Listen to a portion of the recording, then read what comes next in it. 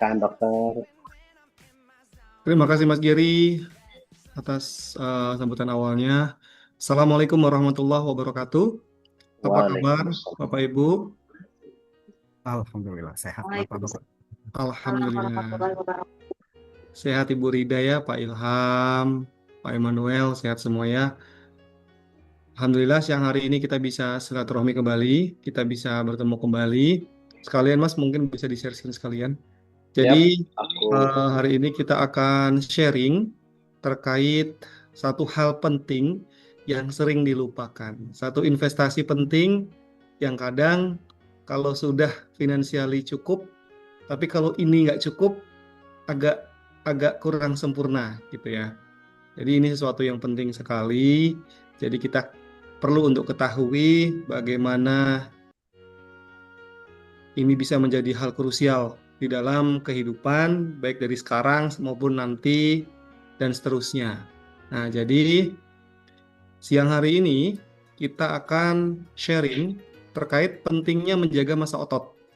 Nah, karena ini nanti akan berpengaruh sekali terhadap kemandirian fisik, kemudian secara keseluruhan nanti akan mempengaruhi terhadap kebahagiaan di masa tua. Bapak Ibu, saya sedikit sharing di opening ini. Jadi saya kemarin baru pulang bertugas haji di Tanah Suci. Banyak sekali jamaah-jamaah Indonesia yang masih lolos untuk istitoah yang kurang sempurna. Sehingga kemarin juga sempat viral di DPR waktu ada audiensi dari salah satu ketua KBIH bahwa lansia ini merepotkan, bahasanya seperti itu ya. Itu mungkin beliau perlu untuk belajar tata bahasa lagi ya. Jadi ya kurang pas kalau kalimat merepotkan, tapi memang ini sebenarnya bisa dipersiapkan. Kami kemarin juga di sana banyak membantu jamaah dari dorong kursi roda, gendong, kemudian membantu secara non medis. Nah, ini semua juga ada erat kaitan pentingnya dengan masa otot. Karena bagi orang-orang yang mampu menjaga masa ototnya, atau yang masa ototnya terjaga dengan baik, maka ini akan meningkatkan quality of life-nya. Oke, kita next. Nah, Bapak Ibu, saya ingin memberikan pertanyaan yang dimana pilihan dari jawaban tersebut ada di tangan Bapak Ibu itu sendiri. Jika nanti suatu hari kita bisa berumur sampai 90 tahun, Bapak Ibu maunya yang seperti apa? Ada yang seperti di gambar ya, atau mau yang menikmati petualangan, main dengan cucu, atau tetap mandiri dan produktif? Jawabannya sama semua? Touring sama cucu. Waduh, touring apalagi nih. Hebat nih Pak Ilham. Bukan cuma petualangan biasa, touring Pak ya. Touring dengan cucu. Masya Allah Pak Ilham. Kurang lebih jawabannya insya Allah sama semua. Di usia nanti yang semakin berumur, pengennya kita menikmati baik dengan cucu, baik dengan keluarga. Jawabannya hampir pasti sama semua. Tapi apakah effortnya sama? Apakah sudah ikhtiar dari sekarang? Karena nanti adalah hadiah dari ikhtiar hari ini. Nah, lanjut.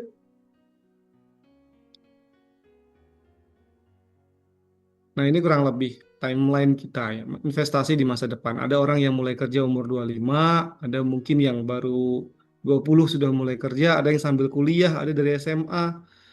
Kerja itu startnya beda-beda. Ini kurang lebih gambaran secara umumnya. Puncak karir umur 40, ada persiapan pensiun umur 55, ada yang 40-an mungkin di sini. Sampai nanti di usia pensiun, kalau mungkin di dalam Islam ada bonus-bonusnya ya, kalau kita pakai standarnya Nabi Muhammad, usianya berarti umur 75 itu sudah luar biasa bonus, tambah lagi sampai 85. Apalagi yang kemarin, kalau pernah mengikuti yang materi sebelumnya bersama saya itu juga, saya bahas di salah satu desa di Okinawa, Jepang itu rata-rata umurnya di atas 100 centenarian ya. Karena mereka punya habit yang luar biasa baik. Nah, itu juga mereka punya kebiasaan melatih otot, Bapak Ibu. Otot yang mereka latih dengan cara yang mungkin mereka tidak secara sains mempelajarinya, tapi kebiasaan-kebiasaan baik. dengan cara bertanam, menanam tumbuhan di belakang rumah, aktivitas fisik, senam, mereka juga ada kebiasaan tai chi ya. Nah, itu juga menjadi salah satu faktor untuk melatih otot. Uang bisa dicari, tapi otot yang hilang susah dikembalikan. Nah, susah ini bukan berarti tidak bisa, artinya tetap bisa. Nah, tinggal effortnya nanti akan berpengaruh.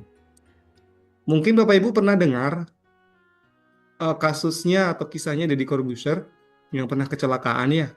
Kecelakaan, dia sampai ada bermasalah pada tulang belakangnya.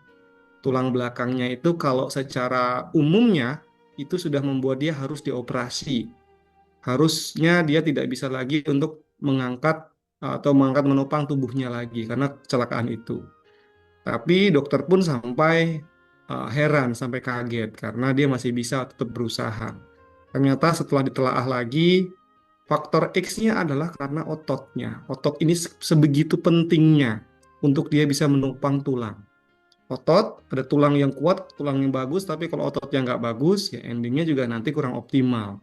Tapi ya sama juga, kalau ototnya bagus, tulangnya nggak bagus, ya itu tetap harus dioptimalkan bersama karena efeknya nanti jadi osteoporosis dan lain-lain.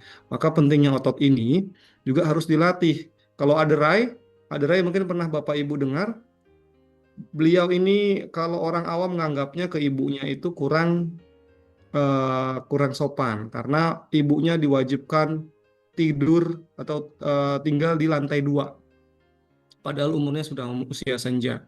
Kalau bagi orang umum mungkin ya kok kasihan maunya di lantai 1, bahkan si ibu pun maunya di lantai 1 aja. Cuma tidak, ada Ray maunya dia tetap ibunya di lantai 2. Nah, ternyata tujuannya agar dia terbiasa naik turun tangga, ototnya terlatih. Sehingga makin umur pun ototnya tetap dilatih terus dengan tidak sengaja atau dengan kebiasaan hari-hari naik turun tangga. Karena kalau otot semakin dimanjakan, dia akan semakin tidak berkembang. Nah, sama halnya dengan otak ya. Kalau kemarin kita sharing, ada otak juga faktor X-nya, ada otot juga faktor X-nya. Mereka ini semakin umur akan semakin berkurang persentasenya.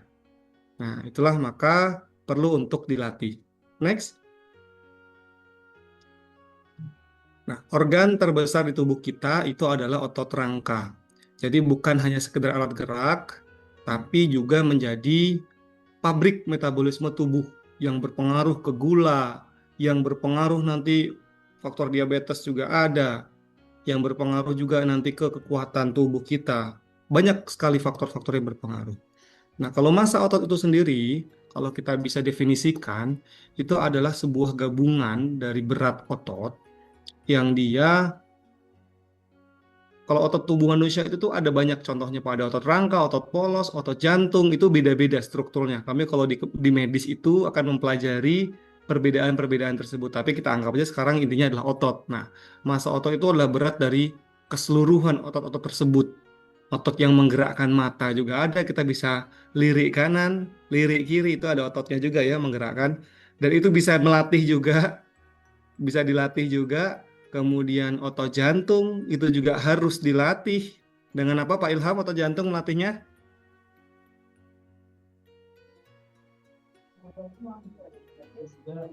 Latihan pernapasan kayak Pak. Dengan apa Pak untuk melatih otot jantung? Eh, banyak hal ya. Termasuk latihan fisik tadi, latihan apa ya? Pernafasan juga atau Baik, betul. apa ya? Jadi istilahnya kalau di dalam dunia kesehatan kita sebutnya olahraga kardio karena Ya. melatih otot jantung. Apa contohnya? Ya jogging, berenang, sepeda, itu semua melatih otot jantung. Naik turun tangga juga kan Naik Pak. turun tangga betul sekali Pak. Itu juga melatih otot jantung. Itu penting sekali. Otot jantung ini apalagi jantung. Jantung itu kalau saya biasanya ngajarin terkait resusitasi jantung paru atau pijat jantung di beberapa tempat, ini saya akan jelaskan dulu kenapa jantung perlu dipijat ketika dia berhenti, ketika ada masalah biasanya serangan jantung dan lain-lain. Itu karena kenapa dia perlu dipijat? Karena dia sentral. Kalau sampai dia tidak memompa darah ke seluruh tubuh, terlambat saja sekian detik, apalagi sampai menit, ke otak akan mengganggu otak sampai ke kecacatan, ke organ-organ tubuh, ke ginjal, ke paru-paru, ke organ-organ lainnya juga akan menjadi mati, akan menjadi rusak, maka harus segera dipompa. Nah, di sini kan pompa ini berpengaruh adalah jantung. Nah, mungkin ada beberapa kalau kita geser lagi sedikit yang menjadi indikasi bahwa jantung itu sehat. Yang paling sederhana adalah detak istirahat kita. Kalau kita lagi santai, lagi istirahat, ada berapa kali detak jantung kita dalam per menit, hitungan per menit. Semakin mendekati 60 atau bahkan untuk atlet di bawah 60 biasanya 55, 56 gitu ya. Itu makin bagus. Semakin mendekati 100 itu makin kurang bagus. Bukan tidak bagus ya, makin kurang bagus. Artinya jantung perlu memompa banyak beberapa kali sampai 100 lebih untuk dia bisa mensuplai seluruh nutrisi ke tubuh. Sedangkan kalau yang mendekati 60, sekali pompa aja sudah cukup bahasanya gitu. Sekali pompa, dua kali pompa itu udah kencang dia, udah mencukupi beberapa organ tubuh. Sehingga indikator sederhana, ini sederhana sekali ya Bapak Ibu ya, adalah nadi. Makanya ini menjadi salah satu poin. Next. Nah, ada berat badan, ada komposisi juga, komposisi tubuh ya.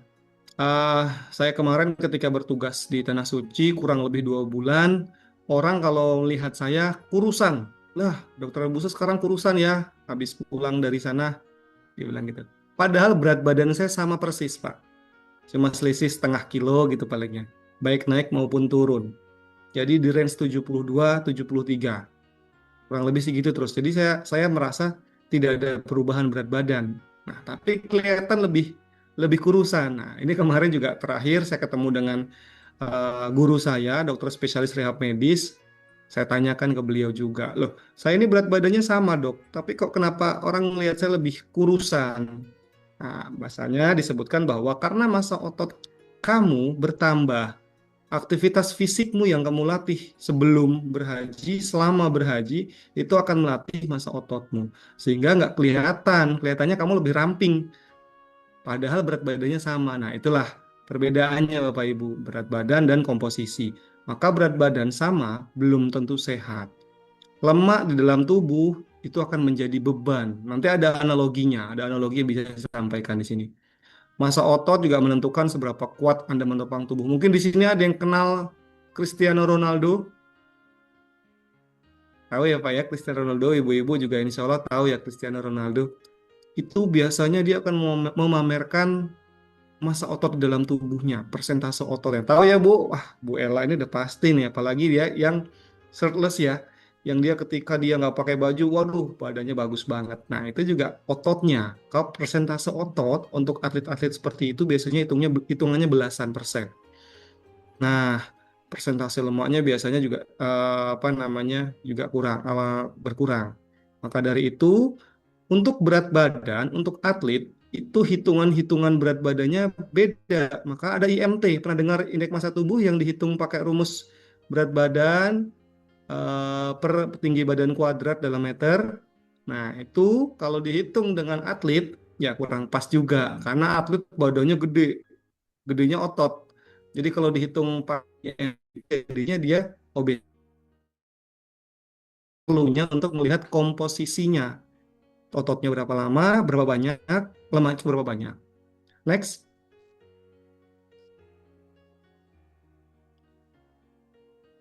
Nah, ini tadi ya saya sebutkan bahwa analogi mesin mobil.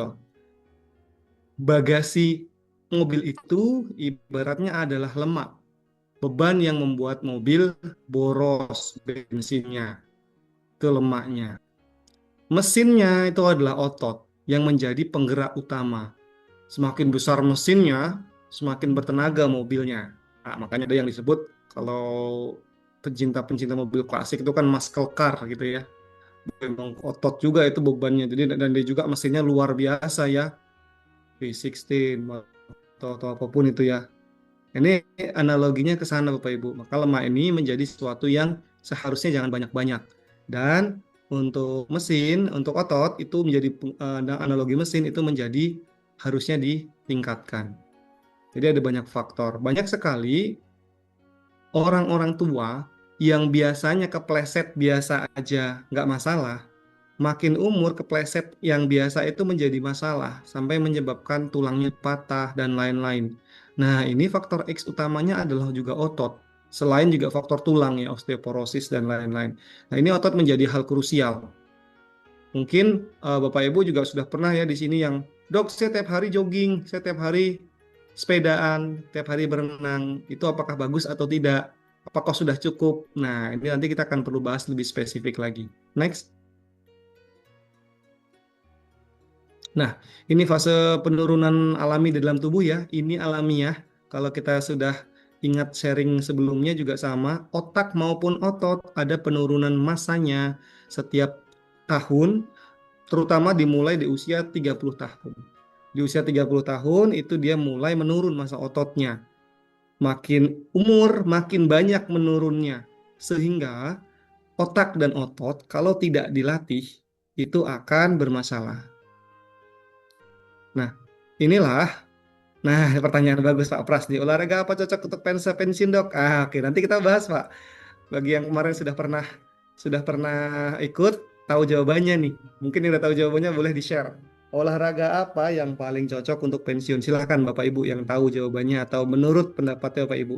Dan jawabannya nggak ada yang salah ya. Silahkan diketik aja jawabannya. Jadi inilah penurunan massa otot. Maka pada umumnya orang-orang yang tidak terlatih ototnya makin berumur dia akan berkurang dan makin kecil. Nanti ada indikator-indikatornya. Dan ini menjadi sesuatu yang krusial karena pada akhirnya hanya dari duduk ke berdiri saja susah. Dari tiduran ke berdiri aja susah. Nah, ini karena faktor X tadi yang sudah saya sebutkan. Ada massa otot yang hilang setiap tahun dari keseluruhan. Otak juga gitu ya. Otak juga berpengaruh. Nah, Pak Adi, Pak Hafiz, angkat beban. Pak Ilham, tergantung kondisi tiap individu. Oke, siap, siap, siap. Menarik, menarik jawabannya. Kalau ada jawaban lain ya, nanti akan kita bahas ini. Jalan kaki, ya ini Pak Yasir. Pak Asep Sulfi, jalan kaki. Oke, oke, next Mas. Ada yang angkat beban, ada yang jogging, ada yang jalan kaki, Masya Allah. Nah, ini sarkopenia. Sarkopenia itu adalah sebuah masalah yang sering dialami oleh lansia yang terjadi karena ada pengerutan otot karena faktor penuaan. Ototnya ngecil karena faktor umur ya, dan ini sudah lumrah dialami oleh manusia. Tenaganya berkurang atau hilang, jadi mudah jatuh, tulangnya mudah patah, akhirnya pakai kursi roda. Nah, ini juga menjadi hal penting sarkopenia ini. Sarkopenia ini sering terjadi pada lansia. Jadi harus berhati-hati karena penyakit ini adalah penyakit otot rangka progresif yang dia massa ototnya diturun, kekuatannya turun, performa fisiknya juga turun. Jadi tadi faktornya kalau cuma fraktur atau patah sampai kursi roda juga bisa, cuma ada juga yang sampai kematian. Faktor X-nya banyak. Nah, tadi ya Bapak Ibu ya, karena ini faktornya faktor umur. Jadi ini adalah sebuah keniscayaan. Setiap umur akan mengalami hal seperti ini. Besar kecilnya tergantung individu. Misal, Pak Immanuel kalau mau ke kantor naik KRL. KRL tuh naik turun tangga ya Pak ya. Naik turun tangga, jalannya panjang. Lah ini tentu beda misalkan dengan Pak Mulis yang tiap hari naiknya naik mobil ke kantor. Jalannya lebih sedikit. Ini kalau dari kerja aja ya, bukan dari selain pekerjaan ya. Misal contoh, naik mobil jadi ototnya cuma otot di gastrocnemius aja karena ngegas sama ngerem tuh. Sedangkan Pak Immanuel naik turun tangga, kemudian jalan dari KRL-nya ke Gojek misalkan. Nah, itu juga akan mempengaruhi sehingga penurunan massa ototnya antara Pak Muklis dengan Pak Immanuel berbeda. Pak Immanuel akan lebih sedikit, bahkan tidak menurun karena aktif fisiknya secara kakinya gitu juga ya. Kemudian sedangkan Pak Mulis naik mobil misalkan. Jadi ini nanti akhirnya penurunan fungsi secara ototnya akan berpengaruh. Nanti di usia makin saja akan kelihatan kebiasaan-kebiasaan seperti ini. Oke, next, Mas. Nah, efek domino secara penyakitnya ya. Kurang gerak berpengaruh ke otot, massa ototnya turun, lemak dan gulanya menjadi naik. Kemudian menyebabkan penyakit-penyakit kronis yang muncul di dalam tubuh. Nah, inilah efek-efek yang bisa berkepanjangan karena otot itu dampaknya bisa ke mana-mana, bisa ke tensi, bisa ke gula, macam-macam. Nanti akan kita bahas lagi next.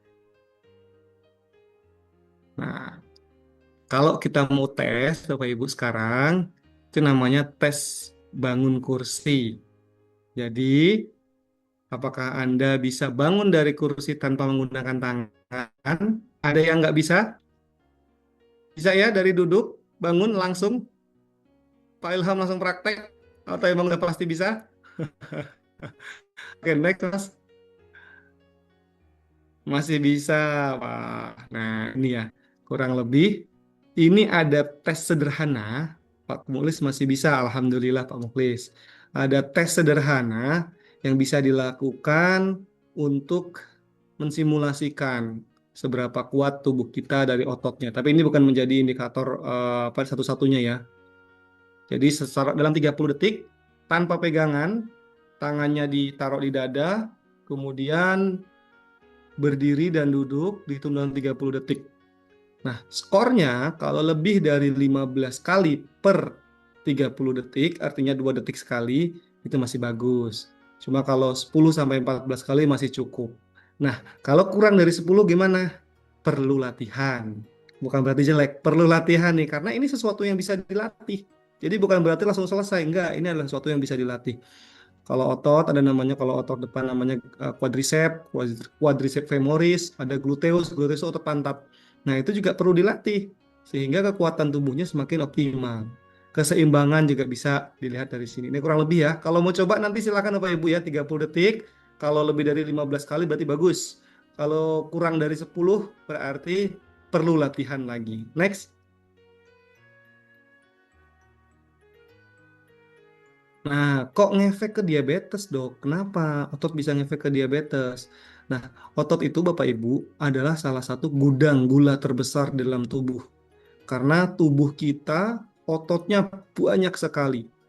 Dari atas kepala sampai ujung kaki itu ototnya banyak sekali. Yang besar-besar ya pasti otot kaki, otot tangan gitu ya, otot dada, otot trapezius belakang.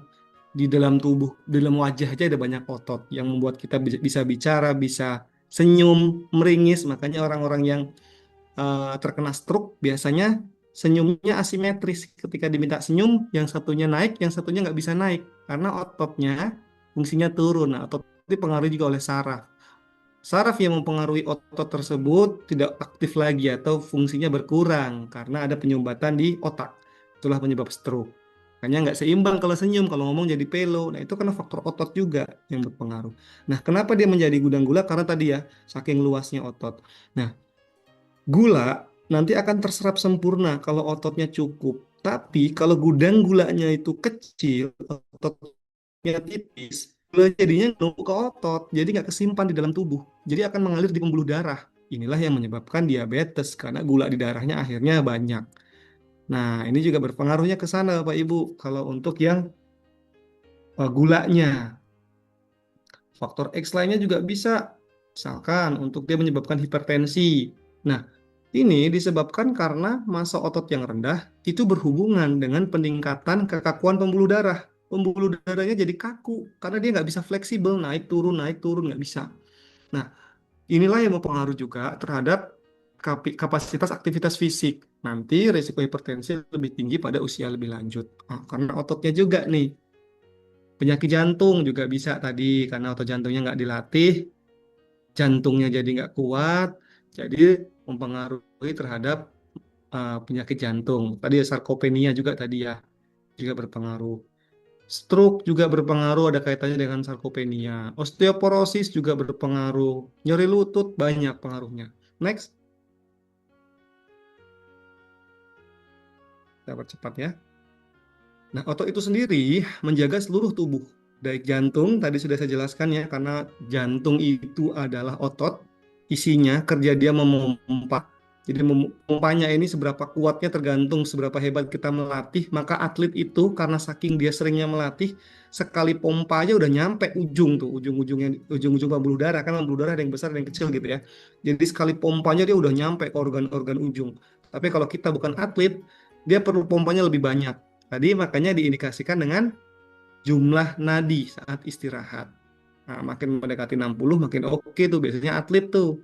Atlet bahkan banyak yang di bawah 60. Jadi kalau yang di bawah 60 itu sebenarnya anomali, disebut dengan bradikardi, tekanan nadinya rendah.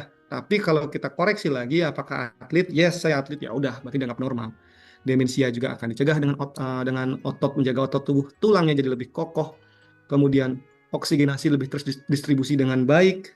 Kemudian karena ada fase di dalam pernafasan itu naik turun, kalau Bapak tarik nafas kemudian dibuang, nah itu kan otot juga bergerak tuh di situ. Ini berpengaruh juga dengan latihan. Gula darah tadi sudah saya jelaskan dan tentunya dengan imunitas. Karena ada faktor yang disebut nanti di sini ada nih. Coba next Mas.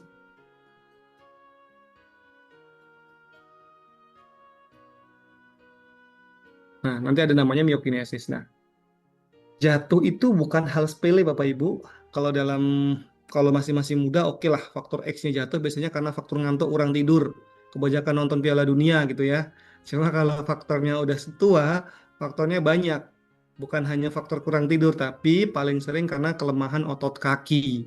Jadi dia nggak kuat lagi karena jarang dilatih. Nah, jatuh itu di dalam medis sering menjadi pintu gerbang menuju patah tulang panggul. Tulang panggul itu Pak ada kayak bonggol ya. Jadi kalau ini ibarat kata tangan saya ini tulang paha, tangan saya ini adalah kepalanya, kaput namanya. Kan kalau tulang paha itu sebenarnya adalah humerus atau humeri. Ini adalah kepalanya. Nah, lehernya ini sering patah pada orang-orang yang sudah tua karena ototnya yang kurang baik maupun karena osteoporosis. Nah, ini sering awal sekali muncul karena jatuh. Jatuh di kamar mandi kayak jatuh di ruangan kayak ini pasti paling sering adalah menyebabkan tulang panggulnya, terutama leher tulang panggulnya patah. Dan ini jadi tirah baring permanen karena untuk operasinya pun itu lumayan prosesnya. Kalau mau diganti pun juga itu nggak mudah. Nah ini jadi concern ya. Jadi otot itu perlu sekali untuk dilatih. Next. Sudah mulai ada pertanyaan yang Bapak Ibu kalau udah mulai ada tanya boleh ya. Silahkan ditaruh di komentar nanti akan kita bahas. Otot dan otaknya. Ini namanya yang saya sebut dengan myokinesis. Molekul persinyalan terutama sitokin dan peptida yang dilepaskan oleh otot rangka saat berkontraksi, saat kita latihan. Nah, dia akan memunculkan banyak sekali molekul-molekul, ada interleukin 6, 15, ada dekorin, irisin, banyak sekali yang muncul. Nah, banyak orang yang meneliti myokinesis ini sendiri. Nah, dan dia muncul karena latihan beban, karena ada aktivitas otot yang dilatih. Nah, hormon ini nanti akan berpengaruh terhadap peningkatan daya ingat, perbaikan mood. Makanya orang kalau misalkan ada yang bad mood, disuruhnya olahraga. Nah, ada yang stres untuk mengurangi stres dengan cara olahraga karena akan mempengaruhi mood. Kemudian melawan depresi dan cemas. Myokinesis ini nggak usah susah-susah munculinya dengan cara pokoknya dengan aktivitas fisik olahraga. Ya boleh angkat beban, boleh jogging. Tapi kalau untuk yang melatih otot itu memang benar latihan beban. Kalau yang jogging tadi benar melatih ototnya otot jantung, bukan otot rangka. Tadi otot banyak sekali ya tipe-tipe otot ya. Jadi harus dikombine. Next. Nah, saya mau tanya nih, adakah di antara Bapak Ibu di sini yang sudah melatih kekuatan otot minggu ini? Boleh silahkan. Ah, Bu Ela nih, boleh gym nggak dok? Ah, oke. Ada yang mau open mic silahkan. Yang minggu ini deh, minggu terakhir kemarin sudah melatih kekuatan ototnya. Sudah Pak Duandi. Pak Duandi sudah. Olahraganya apa tuh Pak Duandi kemarin? Melatih kekuatannya bagaimana nih? Pak Pras belum.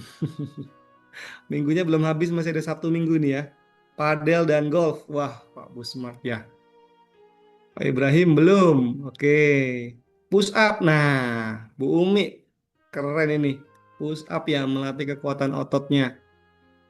Oke, alhamdulillah ya. Mayoritas ada yang bilang sudah, juga ada yang bilang belum. Aku yang belum masih ada 2 hari lagi nih, Sabtu Minggu. Atau hari ini deh. Pak Dharma, konsisten lari, jalan pagi, sit up, push up. Wah, sempurna. Ini harus ketemu Pak Dharma nih badannya berarti ini insya Allah fit ya. 10.000 langkah per hari, push up, sit up, line dance boleh dok. Waduh ini ibu olahraganya luar biasa. Jalan kaki, oke, stretching, angkat dumbbell. Oke, beratnya 1 kilo belum konsisten. Oke, Pak Asep. Sip. Jadi, alhamdulillah ya sudah banyak yang melakukan latihan kekuatan ini. Baik, kita lanjut. Nah, panduan WHO, Bapak Ibu, untuk usia lebih dari 60 tahun itu memang disarankan untuk melakukan aerobik, yaitu 150 menit per minggu. Boleh dicicil. Dan sebaiknya dicicil. Boleh 30 menit per kali kegiatan, boleh. Berarti 5 kali seminggu. Atau saya maunya sejam dok, ya nggak apa-apa silahkan. Berarti durasinya berkurangin. Itu minimal, artinya boleh lebih. Itu untuk kapasitas aerobik kita. Nah, tapi ini kurang cukup. Harus dilatih dengan angkat beban, latihan beban. 2 kali seminggu. Dengan cara apa ya? Tadi misalkan olahraga-olahraga pakai barbel boleh, push up, sit up itu kan melatih otot ya atau eh, apa namanya squat. Nah, itu juga bisa. Dan fokus latihan keseimbangan, stretching juga benar. Nah, ini menjadi jawaban dari pertanyaan tadi. Olahraga yang paling bagus apa? Ada yang macam-macam, ada yang jogging, ada yang angkat beban, macam-macam ya. Cuma kalau jawaban yang paling saya sampaikan, yang paling sering adalah ada olahraga yang paling bagus itu olahraga yang dilakukan secara konsisten. Ingat, dilakukan. Jogging dok, berapa sering Pak joggingnya dok? Ya sebulan sekali. Oke, ya itu jadi nggak bagus dibandingkan sama olahraga yang lain. Jadi dilakukan secara konsisten itu bagus. Next step baru kita kerucutkan lagi. Oke, ada angkat bebannya, ada aerobiknya, ada keseimbangannya, ada stretchingnya ya. Nah ini juga menjadi fokus kita. Jadi nggak cuma aerobik, nggak cuma jogging, sempetin juga untuk push up, sit up, sederhananya ya. Kalau mau ke gym, better lagi, pasti lebih bagus lagi. Kalau mau ke gym, latihan keseimbangan juga bisa dilakukan. Next, cepat lagi ya. Jalan kaki saja apakah cukup? Nah, tadi karena saya bilang jalan kaki atau jogging itu latihan jantung, jadi sebenarnya bagus. Tapi untuk volume dan massa otot itu kurang lengkap. Harus dilengkapi dengan tambahan lain. Misalkan gampangnya squat dan push up. Karena ini akan memberikan tekanan secara khusus kepada serat otot. Sehingga nanti dia akan tumbuh dan tetap kuat. Nah, ini jadi kombinasi ya Pak Ibu. Squat bisa ya, squat, push up itu insya Allah bisa ya. Berapa kali dok minimal? Oke lah, karena saya melihat Bapak Ibu ini kan beda-beda. Ada yang udah, saya biasa 100 kali dok. Kalau Mas Geri nah minimal 150 nih sekali kegiatan ya kalau Mas Geri kan. Nah, tapi kalau Pak Ilham belum tentu, Pak Muklis belum tentu, Pak Muklis 200 juga bisa nih. Saya dulu pernah terdistract. Saya punya sahabat saya itu badannya bagus, udah kayak golongan anak gym, tapi dia nggak pernah nge-gym.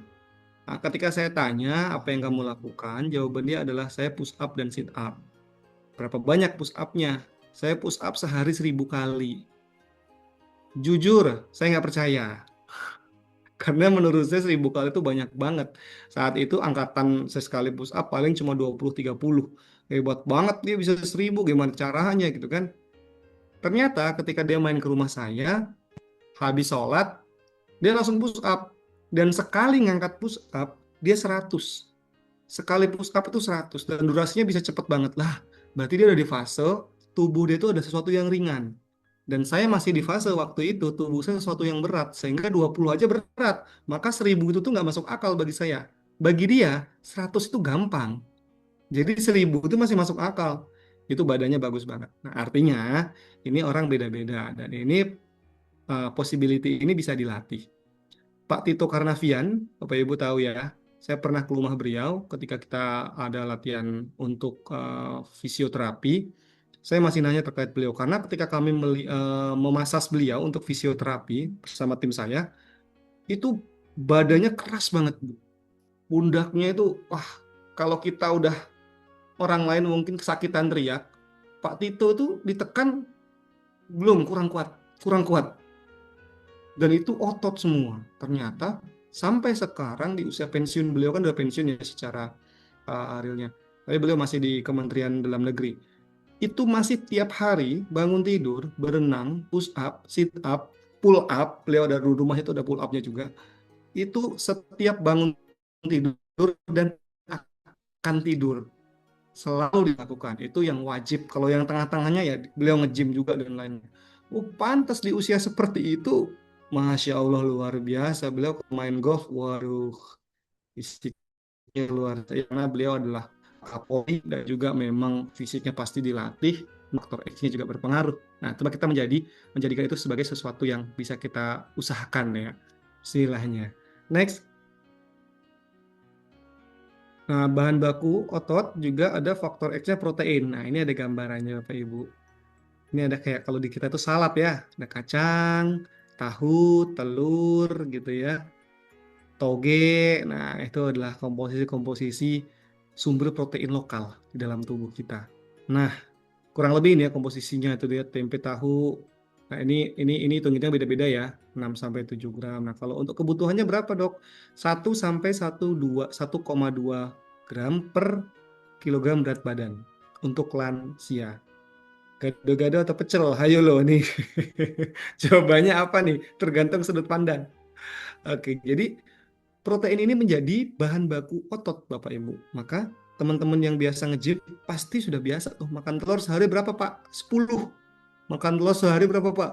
15 gitu ya. Bahkan udah biasa ke toko roti. Ngapain Mas Giri ke toko roti? Ambil putih telurnya. Udah ada baca nih Mas Giri ini rajin ini. Betul, ngambil putih telurnya yang biasa orang-orang roti buang tuh. Sama mereka direbus, dijual sama orang-orang yang mau melatih otot. Betul sekali. Jadi ini penting sekali untuk menjadi salah satu bahan bakarnya. Saya juga masih berusaha setiap hari minimal 3, 4 telur itu ya. Tapi kuningnya saya makan biasanya satu Bapak Ibu. Itu bagus kok. Tapi kalau kebanyakan banget efeknya nanti ke lemak ya.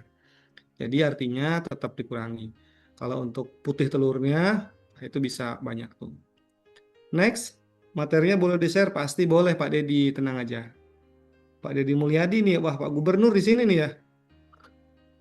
Oke, pemulihan sempurna pasti Bapak Ibu. Udah dilatih, udah dikasih asupan protein yang baik. Bahkan ada yang menggunakan suplemen kalau kurang ya. Untuk beberapa bodybuilder perlu. Tapi kalau misalkan bukan untuk tujuan bodybuilder ya pakai yang apa namanya? Waduh, saya takut nih kalau nyamar-nyamar kayak gini nih. Pak Deddy Mulyadi lagi nyamar, Masya Allah. Tulisannya AHM lagi. Aduh, aduh, aduh, aduh. 250 juta nih repot ini. Tidur 7 sampai 8 jam. Kenapa? Karena ini penting untuk pertumbuhan. Jadi otot tadi kan mau kita tumbuhkan nih, mau kita latih lagi nih. Dia udah dilatih, udah dikasih nutrisi, tapi nggak dikasih waktu buat istirahat. Ya nggak optimal. Maka tidur menjadi sesuatu yang sangat penting untuk perbaikan otot. Otot yang tadi ini kita sobek, tanda kutip itu kita sobek untuk biar ototnya kuat. Harus untuk kasih. Maka atlet-atlet yang cedera setelah dia dari cedera itu maka perlu recovery dengan istirahat. Vitamin D tentu saja penting sekali untuk membantu penyerapan kalsium dan tentu meningkatkan fungsi kontraksi otot. Sekarang yang lagi ramai D3K2 kombinasi sempurna ya, ini ada beberapa jurnal sehingga sekarang suplemen-suplemen dia akan branding D3K2. Nah, ini sudah cukup bagus karena penyerapannya berpengaruh juga.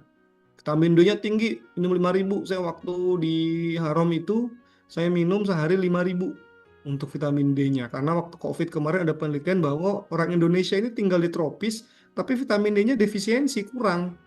Nah, maka rekomendasi kita dibanyakin. Dan waktu saya di Saudi kemarin termasuk sakit. Ya biasa batuk pilek Bapak Ibu ya. Sahabat saya dokter spesialis penyakit dalam kasih saya vitamin D 5.000. Kenapa dok kasih 5.000? Karena itu untuk imun juga. Jadi faktor X-nya bukan hanya untuk kalsium ya. Imun juga bisa berpengaruh. Tentu dengan K2-nya. Next. Minum dulu Bapak Ibu. Yang udah ada minum. Nah, ini latihan-latihan sederhana yang bisa dilakukan. Wall push up. Nah, ini sederhana ya Bapak Ibu ya. Kalau bisa langsung apa namanya push up di lantai bagus lagi. Cuma saya tidak paksakan. Lakukan saja wall push up juga bagus untuk otot dada, pectoralis mayor, kemudian untuk bahu, deltoid, tricep itu juga bisa. Squat chair gitu ya, duduk apa namanya di dekat kursi, kemudian lakukan squat. Ini juga melatih. 4 gerakan ini gerakan standar, tapi kalau dilakukan secara berkala beda nanti endingnya. Kalau mau dibandingkan, yang nggak melakukan dan yang melakukan pasti akan berbeda. Karena otot tadi ya harus dilatih. Kalau nggak dilatih, dia akan mengalami atrofi atau pengecilan. Heel raise juga ya, untuk gastrocnemius, untuk betisnya.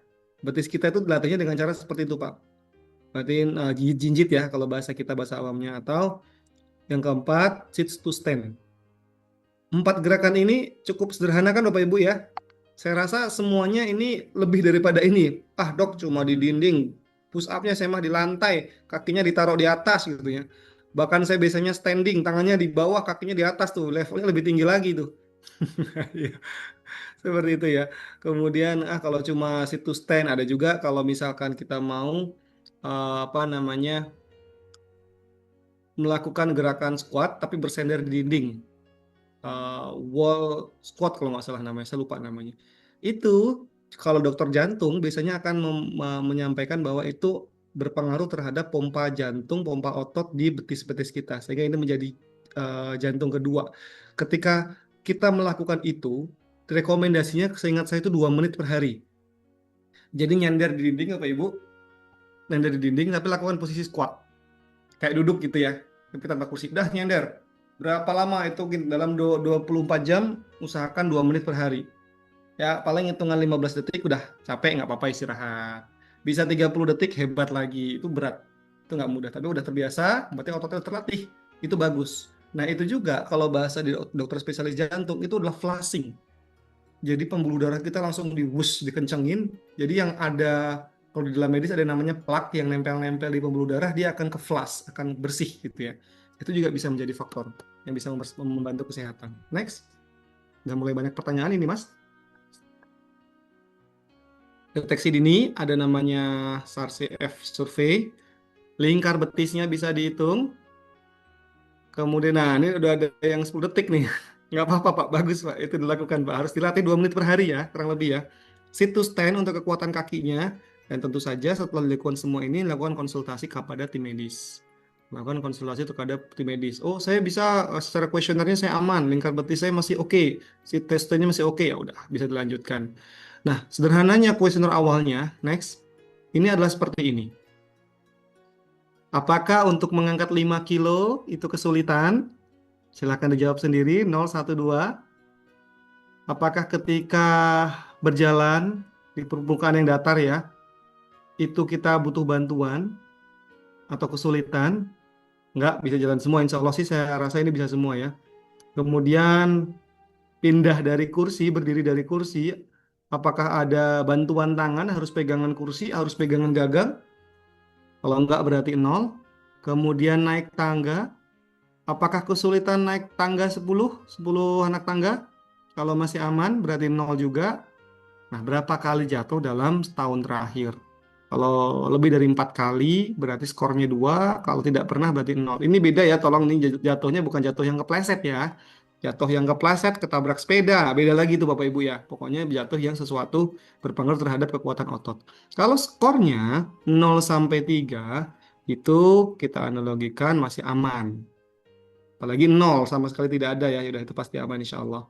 Tapi pertahankan gaya hidup, terus dilatih terus. Tapi kalau lebih dari 4, itu ada resiko sarkopenia berat.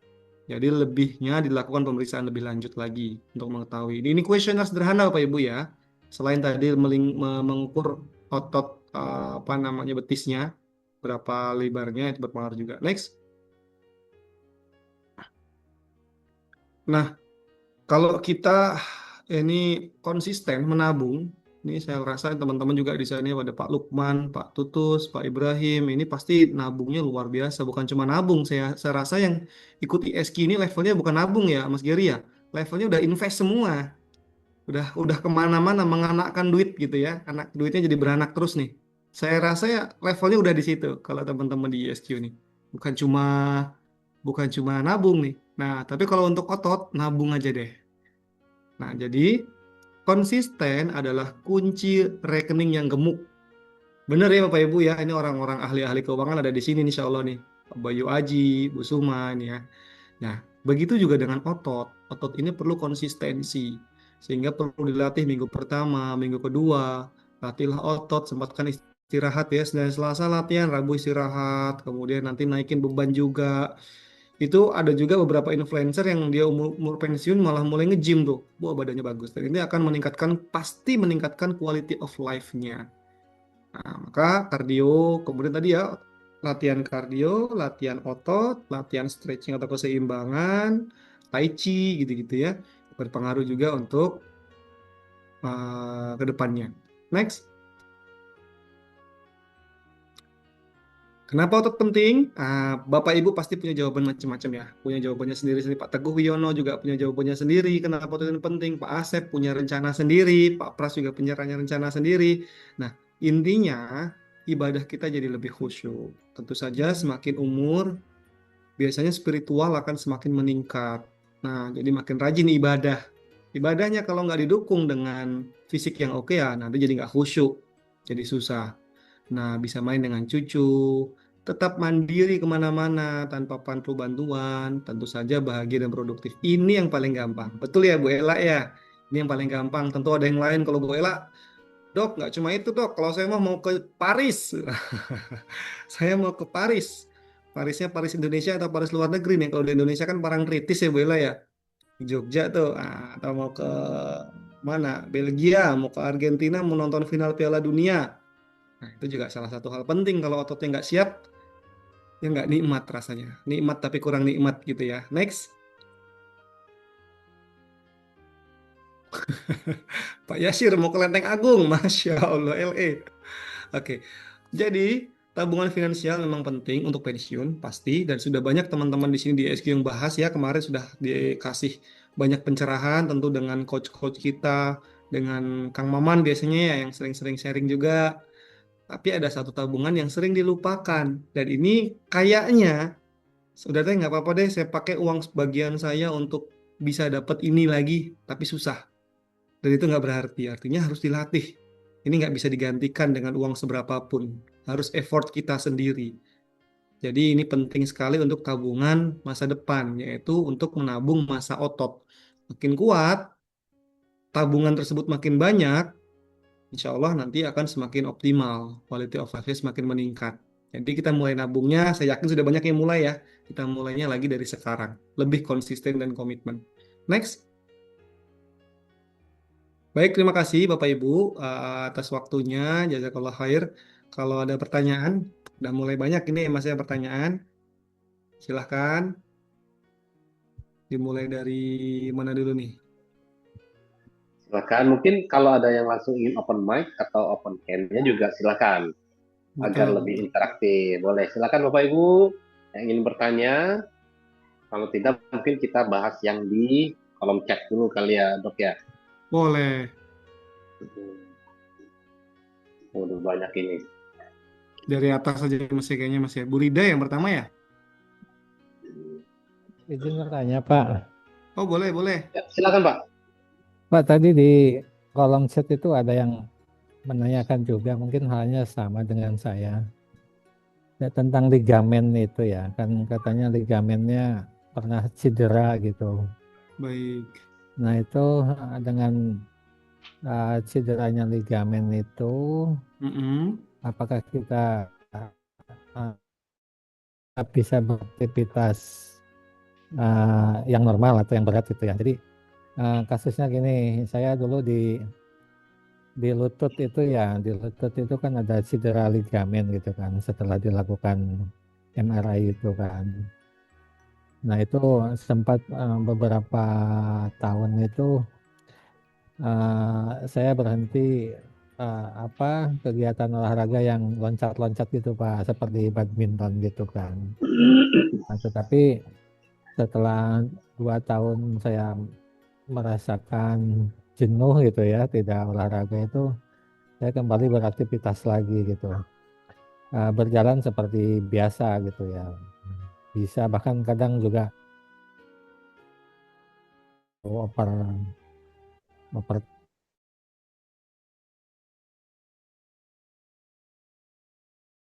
4 tahun kira-kira setelah 14 tahun gitu ya berjalan kejadian itu saya sekarang punya aktivitas itu yang digemari itu jogging Pak. Sekarang kan musim ini ya musim apa maraton gitu Pak. Jadi saya ingin menekuni itu gitu kan. Tetapi saya kalau latihan itu ya, latihan itu kan supaya nanti progresnya meningkat gitu ya Pak. Dari Betul. awalnya 5 kilo dengan pace 10 itu nanti bisa bisa 10 dengan pace 8 gitu kan. Atau half marathon 20 dengan pace 9 sampai nanti full marathon gitu seperti itu. Nah, tapi saya setiap mencoba latihan gitu ya, pengen serius itu uh, berasa sakit di lutut itu. Nah, sakit itu apakah itu luka bawaan yang ligamen itu atau memang di lutut itu saya ada kekurangan cairan, cairan apa tuh istilahnya itu ya Pak ya, seperti itu. Sinovial. Kurang cairan itu sehingga harus diterapi dengan makanan yang banyak mengandung cairan yang di situ itu Pak. Itu Pak pertanyaannya Pak. Terima kasih. Baik, Boleh terima kasih nyambung Pak. Pak Dokter? Oh, boleh, boleh. Pak Nyambung Dokter, ya ini ya dengan Dokter ligamen Pak ya. Asep yang nanya ya Pak Asep dari Bandung juga nih Pak Asep. Siap, Dari Garut Pak. Oh, dari Garut. Saya dari Bandung Pak. Dok, siap. begitu ini saya menyampaikan gini keluhan dari istri saya Dok. Jadi istri saya itu kena usia 54 juga sama dengan Pak Asep tadi, cuman 7 tahun yang lalu itu kan terkilir kakinya gitu. Nah, awalnya terkilir di trotoar karena jalannya miring gitu. Dan kebetulan nggak dirasa pada awalnya karena mungkin waktu itu nolong bapak kan bapak lagi sakit stroke diangkat ya nggak dirasa. Setelah 3 sampai 4 tahun begitu bapak meninggal, nah baru dirasa gitu karena mungkin nggak ada pikiran ya. Nah ini saya coba terapi ke rumah sakit Halmahera di Bandung. Nah ini katanya sih memang ligamen sobek Dok gitu, engkel kiri gitu, sehingga harus dijahit 14 atau 14 jahitan, disambung lah kata dokter di rumah sakit Halmahera itu. Nah, digips dulu katanya sebelum dioperasi, coba kita digips dulu gitu. Nah ini udah hampir waktu itu digips 1 bulan ternyata nggak ada perubahan. Ya udahlah karena sakit katanya istri saya kalau digips itu kan gatel ya sakit lah gitu rasa gitu. Nah setelah berikutnya kita diamkan karena nggak mau lah 2 tahun berikutnya kita ini sedang kemarin berapa bulan kemarin kita coba terapi ke dokter ortopedi di Dustira Cimahi karena kebetulan saya tinggal di Cimahi. Sama dokternya masih sama, kita foto ronsen, ternyata ya tadi malah ada tambahan sekarang, ligamen sobek ditambah pengapuran, gitu. Nah kalau menurut dokter malah ini pemicunya dari pengapuran, gitu, sehingga menambah sakit ke tadi yang ligamen sobek. Nah ini kalau saya mempertegas lagi Dok, pengennya itu apa nggak ada solusi lain nggak selain dioperasi? Kalau dokter itu tadinya kita udah ini fisioterapi nih, kita fisioterapi hampir 9 kali di rumah sakit itu, karena diarahkan dari ortopedi diarahkan ke rehab medis. Ternyata ya nggak ada efek juga Dok, gitu. Nah ini mungkin ada solusi dari dokter gitu, bagusnya apa gitu Dok? Karena tadi kalau memang seperti yang Pak Asep cerita itu sakit gitu rasanya itu katanya dipakai jalan aja linu sekali gitu sehingga ya sering bengkak juga akhirnya ya udah sampai saat ini kita masih belum melakukan apa-apa karena di fisioterapi juga ternyata nggak sembuh juga setelah 9 kali. Ini yang kita akhirnya mungkin dokter itu menyarankan paling akhir katanya operasi ya dioperasi lah Dok, dijahit tadi di ligamennya itu 14 atau 11 jahitan katanya gitu. Nah ini yang masih takut Dok gitu. Mungkin dokter ada kasih solusi gitu Dok. Apakah harus jalan gimana? Jalannya kalau jalan katanya udah nggak kuat karena sakit gitu. Apalagi kalau jalannya nggak rata itu kerasa banget gitu. Makasih Dok. Baik, terima kasih Pak. Mungkin filenya ini bisa dihilangkan saja Mas Giri. Terima kasih pertanyaannya tadi, bagus sekali terkait ligamen ya. Ini karena yang open mic pertama ligamen, kita bahas ligamen. Yang perlu dipahami bahwa ligamen dan otot itu adalah 2 yang berbeda. Jadi cedera yang berbeda. Nah, problemnya otot dan ligamen itu memang pasti akan pengaruh juga terhadap problem yang akan muncul. strukturnya beda, fungsinya beda. Oke, kita kilas balik sebentar ya untuk ligamen sama otot. Bedanya apa sih, Dok? Kalau otot itu dia akan menghasilkan banyak gerakan dengan cara berkontraksi. Kontraksi itu ditekan gitu ya. Kalau ligamen itu dia menghubungkan tulang dengan tulang. Makanya biasanya di lutut gitu ya, di pergelangan kaki itu ada ligamen-ligamennya. Dia penghubung antar tulang, disebut dengan ligamen. Kalau otot itu yang menghasilkan gerakan-gerakan. Jadi dia dari gerakan kanan kiri atas bawah menekan itu adalah otot. Kemudian kalau otot itu sifatnya dia elastis dan dapat memendek, sedangkan kalau ligamen itu kaku, Pak. Karena dia perlu untuk menstabilkan sendi. Nah, selanjutnya itu kalau otot itu pembuluh darahnya banyak. Jadi kalau mau masuk obat atau mau masuk berbagai macam suplemen, gampang masuk ke otot. Sedangkan kalau ligamen, pembuluh darahnya itu relatif sangat sedikit. Makanya lama sembuh kalau untuk ligamen.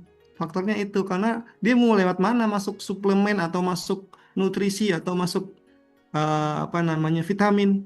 Ya lewat pembuluh darah. Kalau pembuluh darahnya dikit, ya prosesnya panjang. Itu juga berpengaruh. Kemudian kalau otot itu dapat dilatih, Pak. Tadi saya bilang yang atrofi, hipertrofi atau membesar, mengecil itu pengaruhnya otot. Cuma kalau ligamen nggak bisa untuk dibesarkan seperti otot itu nggak bisa.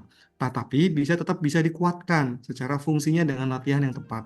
Nah, analoginya gini, kalau misalkan otot itu ibarat kata yang menghasilkan tenaga, sedangkan ligamennya atau ligamen itu sabuk-sabuk atau baut-bautnya gitu ya, yang biar tetap dua-duanya ini bisa ketarik. Itu yang pertama, tampangnya ya.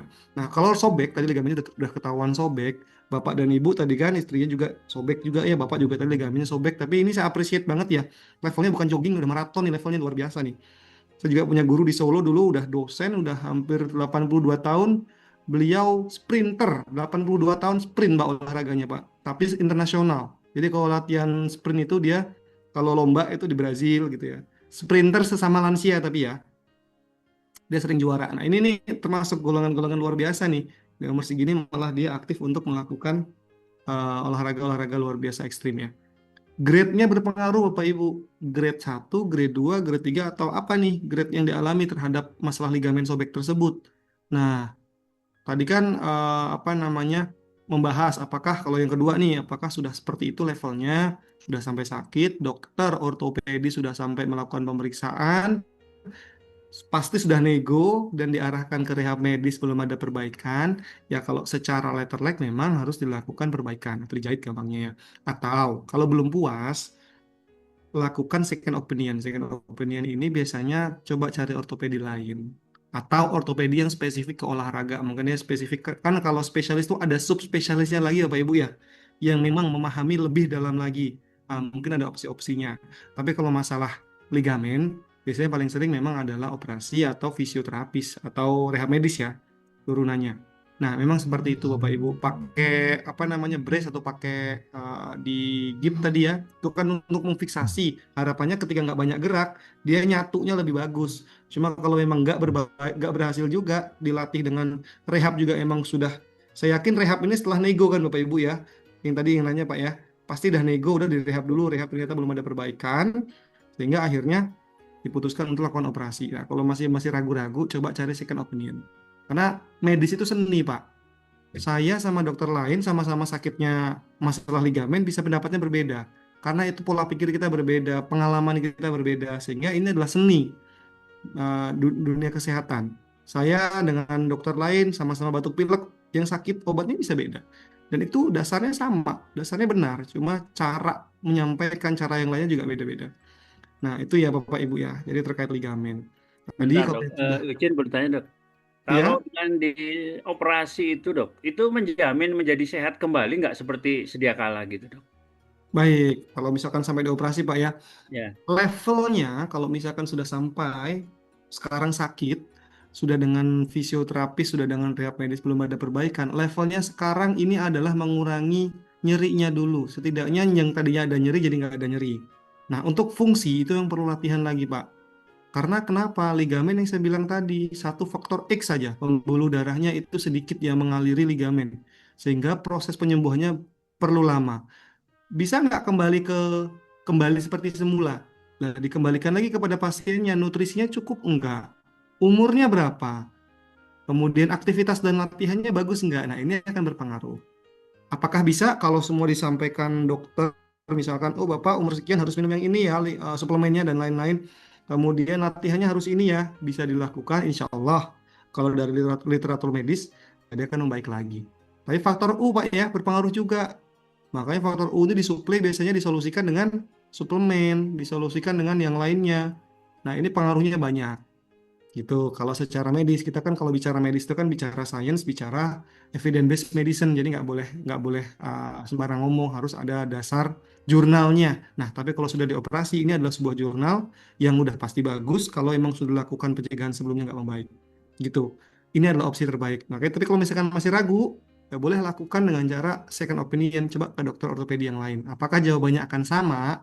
Nah, itu juga berpengaruh. Gitu. Tadi yang Terima kasih dok penjelasannya dok. Makasih. sami-sami Pak, sami-sami Pak, sama yang tadi ini ya, yang maraton tadi Pak. Salah satu hal pentingnya kalau sudah di level maraton itu memang harus dikonsulkan Pak. Saya pernah mengalami cedera ligamen, sudah pernah mengalami tindakan. Sekarang hasil pemeriksaannya apa? Apakah sudah bagus banget? Itu kan perlu dilakukan pemeriksaan penunjang ya Pak ya, baik USG maupun dengan MRI atau lain-lain ya, atau ronsen, agar ini bisa dilihat. Oh udah oke nih. Jawabannya seperti itu. Sehingga nanti akan disiapkan. Saya besok mau maraton nih. Apakah sudah cukup ini untuk melakukan maraton? Tapi kalau udah ada tanda nyeri, ingat Bapak Ibu, nyeri itu tanda ada sesuatu yang nggak normal di dalam tubuh. Jangan diabaikan. Tapi jangan diambil pusing banget-banget juga ya. Waduh, saya pusing. Wah, jangan-jangan kanker. Nah, itu dia yang salah nih. Saya pusing, coba evaluasi diri dulu, apakah saya tidurnya cukup, minumnya cukup, sederhananya seperti itu. Tapi kalau ada yang sakit di tangannya atau di kakinya, kenapa? Oh, saya pernah cedera. Oh, mungkin cedera saya ini ligamennya belum ketarik juga nih, kebanyakan saya kemarin, kurang rest. Bisa juga faktor itu. Begitu. Pak, pertanyaannya gini Pak, Mm-mm. apakah ligamen yang cedera itu dia bisa sembuh lagi ya dengan Mm-mm. terapi seperti berenang, kegiatan berenang atau kegiatan sepeda atau dengan Mm-mm. makanan-makanan yang kita konsumsi ya Pak ya dalam waktu yang sudah berjalan lebih 10 tahun itu gitu kan. Itu pertanyaan yang pertama. Pertanyaan yang kedua, ketika saya latihan jogging itu Pak, nah itu hari pertama mungkin belum berasa sakit nih, di hari kedua, di hari ketiga yang tadinya mau rutin itu berasa sakit di lutut itu. Apakah sakitnya lutut itu karena apa cedera ligamen yang belum sembuh itu atau karena memang ada kekurangan cairan di lutut itu Pak? Saya Ah, oh ya. dengar-dengar katanya apa butuh cairan tuh karena tulang itu kan kalau nggak ada cairan ketemu sama tulang lagi gitu, itu yang Ya, menyebabkan betul. sakit gitu. Baik, baik, baik. Oke, Pak. Oke, Hmm. oke, ya. Saya tadi ada yang merasa kok ada yang kurang tadi. Oh ya, masalah cairan ini, Pak ya. Baik, yang Hmm. tadi ligamen kalau sudah lama, sudah berlanjut, apakah bisa sembuh lagi, terutama sembuh sempurna? Hmm. Jawabannya pasti bisa, Pak. Pasti bisa. Hmm. Nah, tapi kembali tergantung apakah cederanya derajatnya derajat berapa kemarin? Derajat 1, 2, 3, udah diapain yang kemarin? Kemudian lokasinya di mana? Usianya berapa? Berat badannya berapa? Nah, ini nggak bisa langsung saya jawab secara satu detail. Kita harus Hmm. mendetailkan lagi usianya berapa, berat badan berapa, aktivitas fisiknya apa, proses rehabilitasinya udah sampai mana. Itu Hmm. akan berpengaruh, Pak. Kalau secara umumnya, apakah bisa kembali seperti awal? Bisa. Jawabnya bisa, tapi tergantung. Karena tadi pembuluh darah itu nggak punya, ligamen itu nggak punya suplai darah, dia juga kurang elastis, faktor-faktor secara anatomis dia ini akan menjadi kelemahan dia. Tapi kalau dilatih sesuai dengan takaran, cederanya bukan derajat-derajat yang besar, lokasinya aman, berat badannya nggak berlebih, misalkan, ini juga menjadi faktor penentu. Itu ya Pak, kalau misalkan untuk yang kembali ke perbaikan awal. Kemudian kalau yang tadi masalah lutut, masalah cairan itu, ini nggak bisa dijawab kalau belum dicek Pak. Apakah Hmm. perlu untuk dilakukan suplemen makanan? Apakah perlu disuntik? Kebanyakan disuntik ya, diisi cairan lah bahasanya gitu ya. Hmm. Nah, itu harus dicek dulu. Apakah benar ada space-nya, space antar sendinya itu apakah menyempit? Apakah di antara sendinya itu kalau di USG atau di ronsen itu udah kelihatan itu kan nggak bisa diterawang ya Pak ya. Wah Hmm. ini apakah kurang atau nggak bisa diterawang? Harus dilakukan pemeriksaan. Kalau memang benar dia ada space-nya menyempit, kemudian cairannya berkurang, ya harus dieksekusi, harus tambahkan. Dengan cara oral, minum, atau dengan cara injeksi. Jadi harus dicek dulu, Pak. Nggak bisa langsung dieksekusi.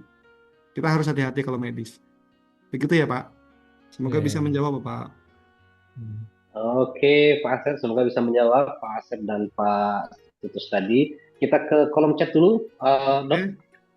Tadi yang di atas bertanya tentang olahraga yang paling cocok untuk masa pensiun. Nah, Oke, Pak. sederhana. Pak Pras ya, Pak Pras, olahraga apa yang cocok untuk pensiun nih, Dok? Oke, terima kasih Pak Pras. Nah, olahraga yang paling cocok untuk masa pensiun itu tadi sebenarnya udah dijawab tadi, olahraga yang dikombinasikan tentu dengan kondisi masing-masing ya. Orang yang mungkin nggak bisa berdiri di kursi roda ya olahraganya berbeda. Tapi kita anggap ini semuanya insya Allah bisa berdiri semua, aktivitas fisiknya masih oke. Ya, kombinasi antara latihan jantung, latihan otot, dan tadi keseimbangan. Kombinasi itu. Tadi sudah dijelaskan sebenarnya, sempetin jogging, sempetin push up, sit up, sederhananya, atau nanti ada latihan 4 latihan tadi untuk otot, sama sempetin untuk stretching gitu-gitu ya. Nah, ini juga berpengaruh terhadap faktor penuaan. Jadi kalau untuk pensiun, balance antara itu. Jogging terus ya bagus, coba daripada nggak olahraga sih bagus jogging sih, nggak sama sekali gitu kan. Tapi kalau jogging ditambah lagi ada latihan otot, ditambah lagi keseimbangan atau stretching, ya itu akan jauh lebih baik. Jadi balance ya, begitu. Oke. Disambung dari pertanyaan masih dengan Pak Pras, ini bagaimana cara menjaga kesehatan setelah pensiun agar tidak merasa kesepian, bosan dengan kehidupan sehari-hari. Nah, ini kesehatan mental sepertinya nih, dokter. Ini ada di kelas kita yang kemarin, Mas Giri. Yang kita bahas secara komprehensif, jadi nggak cuma Iya. fisik. Kemarin kita juga bahas secara kognisinya, kita secara fisiknya, psikisnya. Kemarin sempat kita bahas. Nah, intinya sebenarnya Pak, kita pakai konsep yang namanya ikigai. Artinya, ikigai itu sebenarnya adalah konsep di Jepang ya. Coba kita adopsi bahwa setiap hari itu harus punya jadwal, Pak. Mau ngapain, jadwal harian, mingguan. Kalau di Jepang itu, jadwal mereka itu tuh, saya bangun pagi ini, bangun tidur pagi ini saya udah tahu saya mau ngapain, saya nggak bingung. Oh, saya mau nanam ini singkong misalkan ya, kalau di Okinawa saya mau megang cucu seharian misalkan, saya mau sama cucu saya mau beli es krim. Itu sesuatu yang secara mentality akan terus membuat kita jadi terus semangat. Itu kalau untuk secara apa namanya psikisnya. Kemudian latihan otak biar nggak gampang bosan, biar nggak gampang jenuh gitu Pak ya. Salah satunya latihan otak, misalkan main catur, itu juga latihan otak. Main teka-teki silang, itu main otak. Atau main musik, belajar yang belum pernah main musik. Bahasa musik itu akan meningkatkan neuroplastisitas dalam otak. Artinya otaknya nanti akan makin besar, berkembang. Nggak kerucut, nggak makin kecil. Atau paling nggak volumenya sama. Jadi harus komprehensif itu, Pak. Nah, ini satu materi sendiri ya, Mas Giri ya, kalau misalkan kita bahas secara keseluruhan. Nah, next mungkin nanti bisa ketemu lagi. Atau materi yang kemarin boleh di-share, Mas Giri. Boleh. Siap. Ini menarik, Dok. Latihan beban yang aman buat lutut untuk lansia. Nah, latihan beban tapi aman buat lutut. Nah, apa tuh, Dok? Baik, terima kasih. Latihan beban. Ini pertanyaan siapa ya, Mas ya? Pak Ibrahim. Pak Ibrahim, latihan beban yang aman buat lutut. Mm-mm. Sebenarnya kalau kita mau lihat individu masing-masing, itu beda-beda. Lututnya lutut siapa dulu? Itu kan yang pertama nih. Kalau kita Ya. anggap secara keseluruhan, oke dok, kita anggap yang 50 sampai 60 tahun. Dan kita anggap lututnya masih oke, tapi berisiko gitu ya. Ya tadi latihan squat sudah cukup sebenarnya. Nah, squat kalau memang terlalu ringan, kita kan squat ini lebih ke frekuensi ya. Ada yang sekali, 2 kali, 3 kali udah capek. Tapi kalau masih terlalu ringan, ditambah lagi bebannya, disesuaikan ke individu masing-masing. Individu A sama B beda-beda. Laki-laki dan perempuan beda-beda. Nah, squat dengan nambah beban, itu juga akan berpengaruh juga. Akan bebannya makin tingkat, makin besar, makin bagus. Nah, cuma orang kemampuannya berbeda-beda. Kalau ditanyakan yang paling sederhana yang tadi, squat aja udah cukup. Itu untuk melatih lutut. Kalau misalkan ada masalah di lutut, ya jangan berarti. Nggak boleh squat. Hati-hati, latihan-latihan yang lebih sederhana saja. Misalkan ya berenang itu gerakan-gerakan sederhana karena ada di berenang itu ada tekanan hidrostatis sehingga bebannya nggak seberat ketika nggak di air. Ada namanya aquatic terapi, latihan beban, latihan squat, latihan pakai beban tapi di dalam air. Nah, itu juga bisa karena ada tekanan-tekanan faktor X. Kurang lebih itu Mas Giri. Ada lagi? Oke, siap. Ini ada dua orang dari Bapak atau Ibu D sama Pak Hafiz. Cukup pertanyaannya hampir sama, yaitu batas konsumsi vitamin D per hari, kemudian apakah vitamin D3K2 itu kalau dikonsumsi ada efek ke ginjal nggak? Nah, Oke. Dok, silakan, Dok. Batas untuk vitamin D-nya ya. Nah, Oke.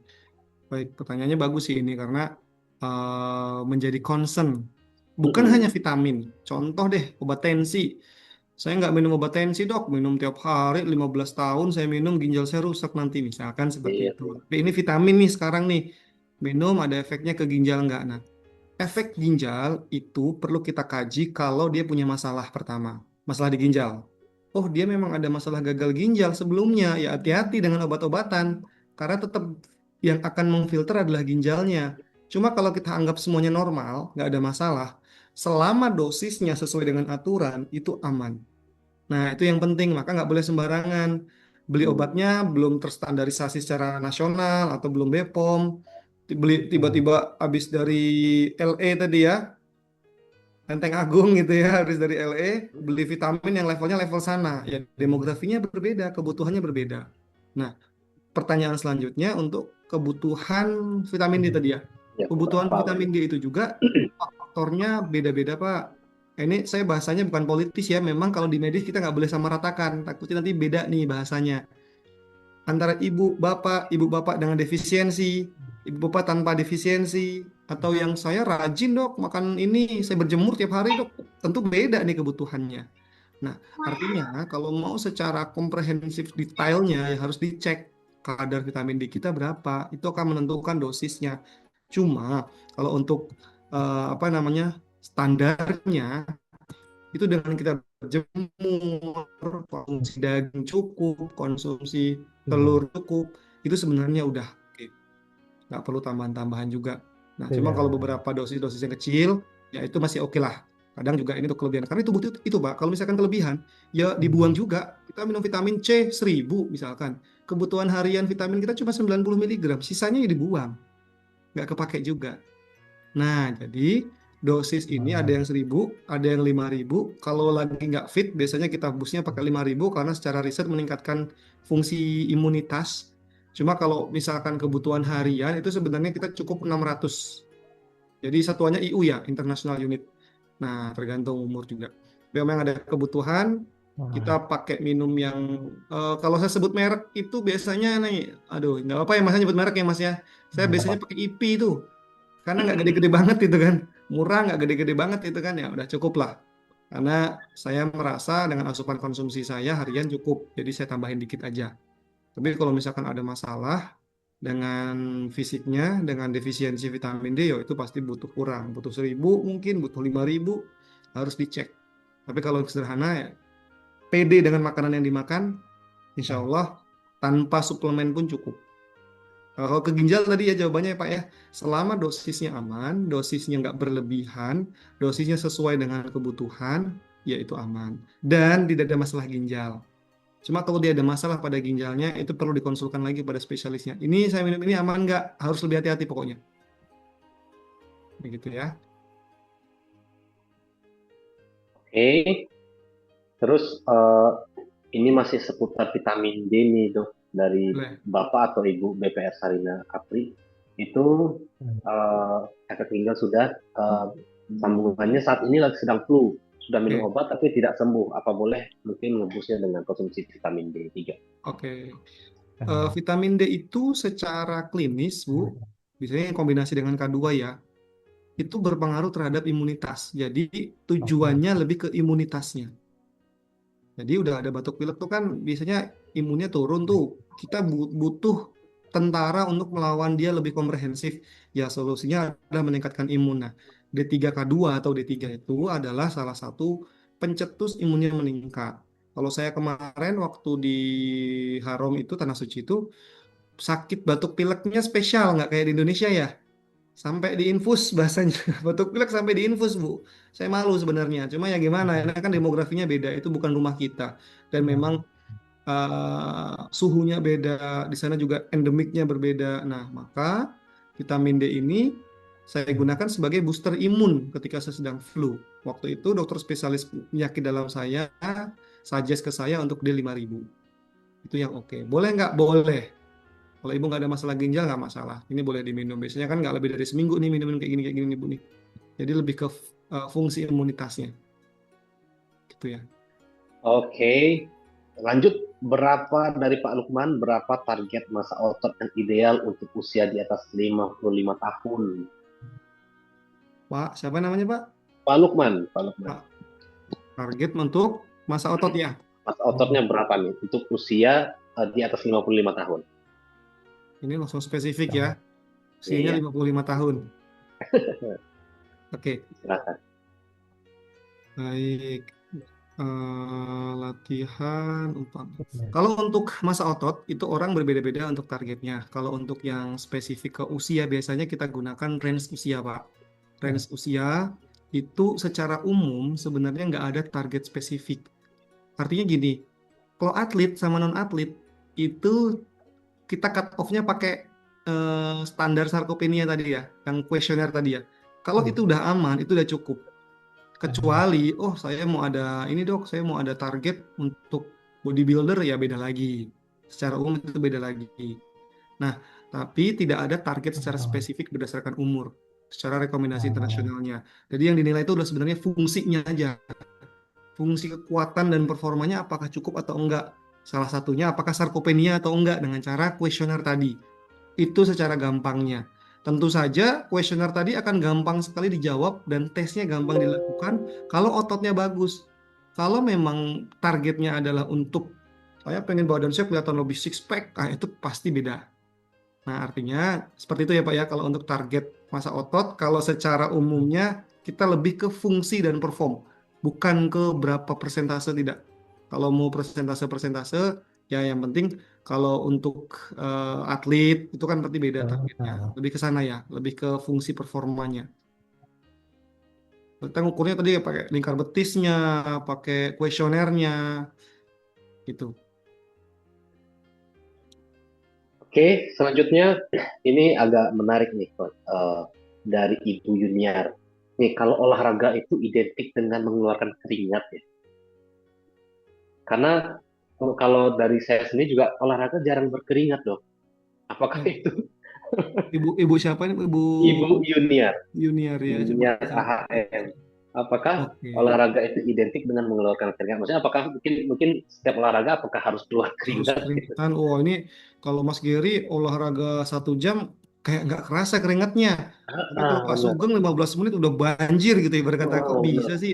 Gitu kan. Iya. Apakah identik dengan keringat? Nah, tentu saja jawabannya tidak Bapak Ibu. Karena kelenjar keringat itu, saya termasuk golongan yang seperti Mas Gary.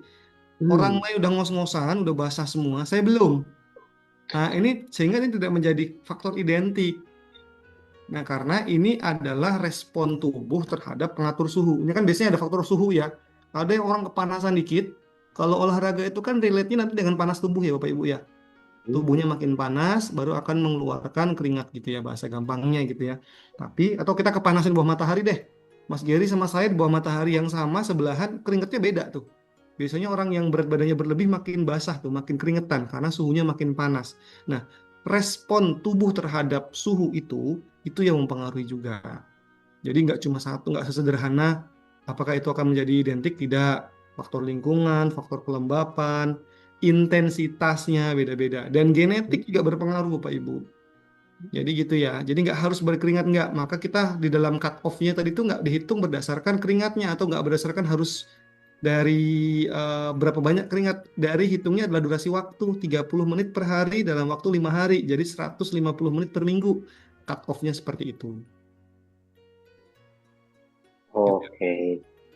Berarti memang bukan menjadi indikator. Bukan. Oke, siap. Selanjutnya dari Pak Dades, apakah usia di atas 50 tahun terjadi otot varises itu alami atau penyakit? Oke. Varises itu bukan otot yang pertama, Pak Ibu. Varises itu ada Hmm. pembuluh darahnya.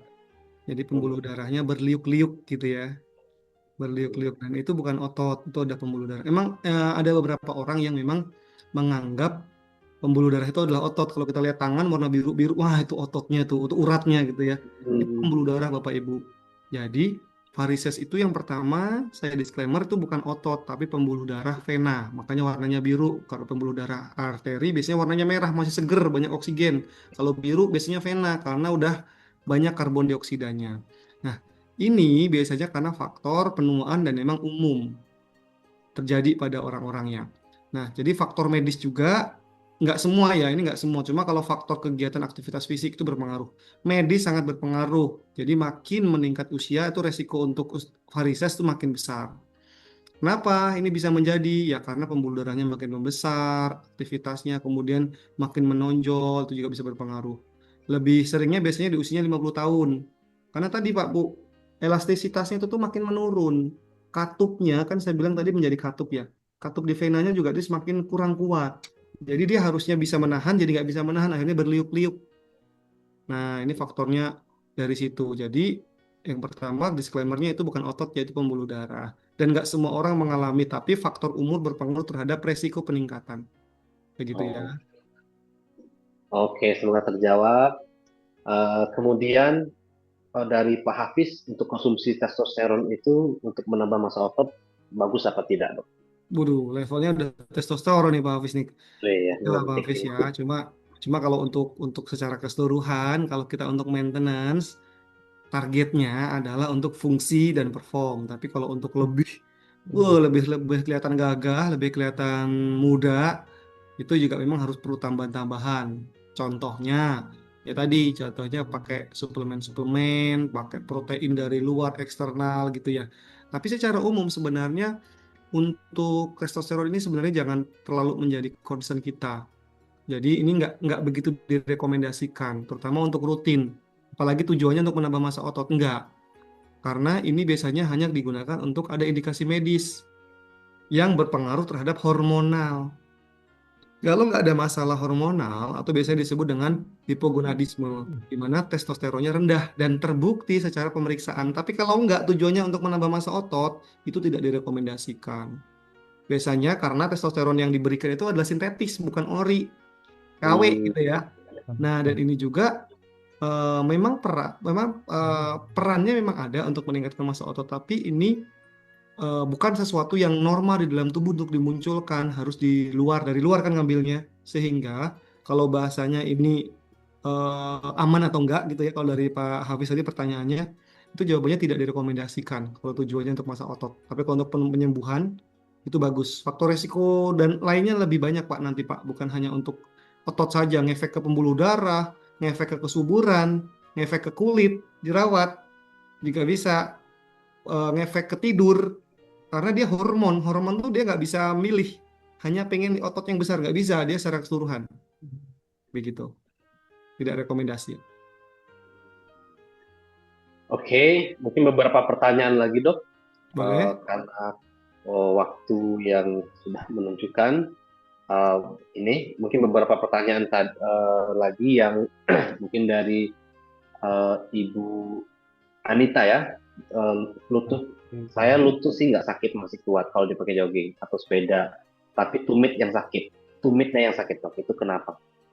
Oke, baik, terima kasih Bu Anita dari KCBKS ya. Hmm. Lututnya nggak sakit tapi tumitnya sakit. Nah, tadi yang saya bilang standarnya sakit itu artinya ada sesuatu yang harus dicari tahu kenapa. Nah, kalau tanya ke saya, kenapanya saya harus periksa dulu si ibu teh kenapa nih? Apakah di movement naik turun atas bawah kanan kiri? Apakah itu ada berpengaruh? Ada rasa nyerinya atau di kondisi pada tarikan tertentu yang nyeri? Jadi ini nggak bisa langsung dijawab secara detailnya. Jadi harus lakukan pemeriksaan spesifik. Nah, kalau jogging itu aman semua tuh kalau lututnya, oke berarti tendonnya, otot di lutut mungkin masih aman. Cuma kalau untuk tumit yang sakit, nah kita di situ banyak organ dari saraf, otot, pembuluh darah, kemudian ada tadi tendonnya juga, ligamennya. Di mana yang bermasalah itu harus diperiksa, Bu. Nggak bisa diprediksi. Jadi harus dicek secara langsung, baik secara fisik, tekan, di movement, digerak-gerakkan, atau dengan pemeriksaan penunjang. Itu baru bisa dijawab kemungkinannya kenapa. Gitu ya. Tapi kemungkinannya ya pasti karena faktor yang ada di situ, otot, ligamen tadi ya. Ini harus dipastikan dulu. Itu Ibu Anita ya. Mohon maaf jawabannya gantung karena emang harus dipastikan. Nggak bisa memprediksi nanti, wah dukun nih dokter nih gitu ya. Oke, Dok, kemudian dari Ibu atau Bapak Ade ini tadi mungkin kelupaan. Heeh. Tadi ibunya usia 75 tahun. Bagaimana Heeh. cara menguatkan otot kaki karena nggak kuat jalan jauh? Beliau rutin konsumsi obat jantung. Oh, ada faktor jantung, usianya 75 tahun, kemudian gimana cara melatih ototnya ya. Oke, Iya. yang bagus. Tadi kalau misalkan untuk beliaunya ini apakah bisa jalan, aktivitas mandiri, yang lain-lain kita anggap, oke deh, misalkan ini pertanyaannya adalah kita anggap bisa ya. Pertanyaan atasnya tadi, cara menguatkan otot kaki karena nggak kuat jalan jauh. Oke, bisa jalan berarti ya, tapi nggak kuat untuk jalan jauh gitu ya. Nah, baik, makasih Pak Ade, ini pertanyaannya bagus juga ya, karena ini untuk biasanya untuk ibu dan kita mungkin akan ada di fase itu. Nah, caranya sebenarnya sederhana.